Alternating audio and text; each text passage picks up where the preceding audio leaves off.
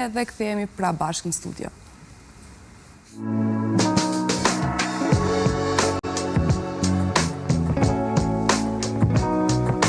Nën moton Inteligjenca rrjedh nga libri, është organizuar panairi 25 i librit në Kosovë, që po mirëpret të gjithë pasionantët e leximit. Duke shërbyer si dritarja kryesore e leximit në vendin tonë, këtë vit ky panair ka sjellur 2000 tituj të rinj, ndërkohë që vetëm viteve të fundit rreth 6000.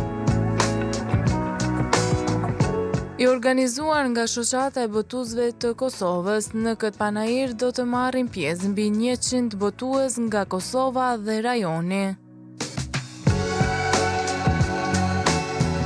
Kryetari i Shoqatës së Botuesve të Kosovës, Edon Zeneli, theksoi se panairi do të përfshijë edhe aktivitete të tjera në shënimin e përvjetorëve të shkrimtarëve shqiptar, për të vlerësuar kontributin e tyre në letërsi. Gjëja kryesore që ne kemi parasysh gjithmonë në shënimi i përvjetorëve, të cilët koincidojnë me panairin e librit. Si vjet kemi 4 përvjetor, është 400 vjetori i lindjes së Pjetër Bogdanit, është 200 vjetori i lindjes së Pashkovasës, 150 vjetori i lindjes së Fajkonicës dhe 100 vjetori i lindjes së Martin Camajt, të cilët shënohen qoftë me ligjerime nga njohës të fushës, profesor letrar, studiues të letërsisë, apo edhe me bashkëpunime, me bashkëbisedime mes njerëzish të cilët i njohin këto figura letrare dhe periudha letrare. Nuk do të mungojnë as promovime të librave të rinj dhe shpërndarja e çmimeve për letërsi.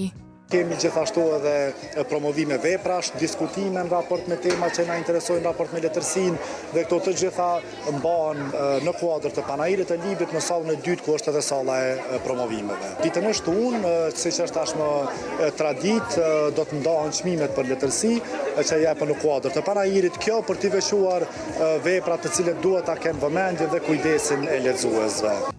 Të gjitha shtëpitë botuese kanë zënë stendat e tyre brenda hapësirave të panairit për të ofruar lexuesve tituj nga fusha të ndryshme. Mihane Goga Bekteshi, përfaqësuese e njërës nga shtëpitë botuese, tregoi se çfarë bën më të veçantë panairin e këtij viti.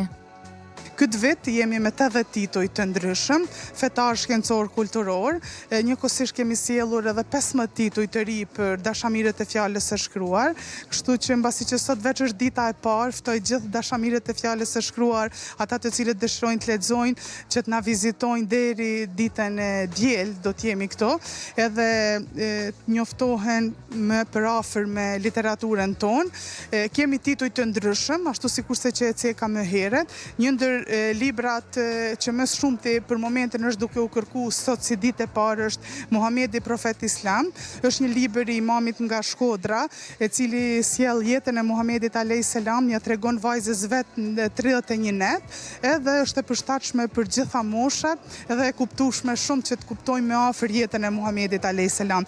Njëkohësisht edhe libra të tjerë, tash thuaja se besimtarët musliman kanë përfunduar shtyllën e 5 të Islamit, që është haxhi.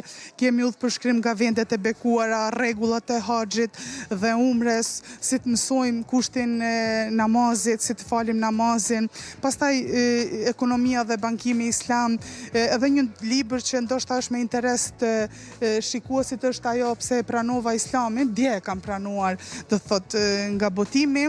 Është një libër interesant dhe besoj që lexuesit do ta gjejnë tek stenda e shtëpisë botuese Editoria Islame. Sot si ditë e parë, vërtet ka pasur interes mjaft të mirë, dhe kosovarët kanë zgjedhur stendën tonë, janë pajisur me disa libra, disa veç se i kanë parë nga reklamimet që kemi bërë në rrjetet sociale, kanë ardhur direkt ta marrin literaturën, disa nga viti i kaluar, kështu që sot kanë qenë mjaft interesuar.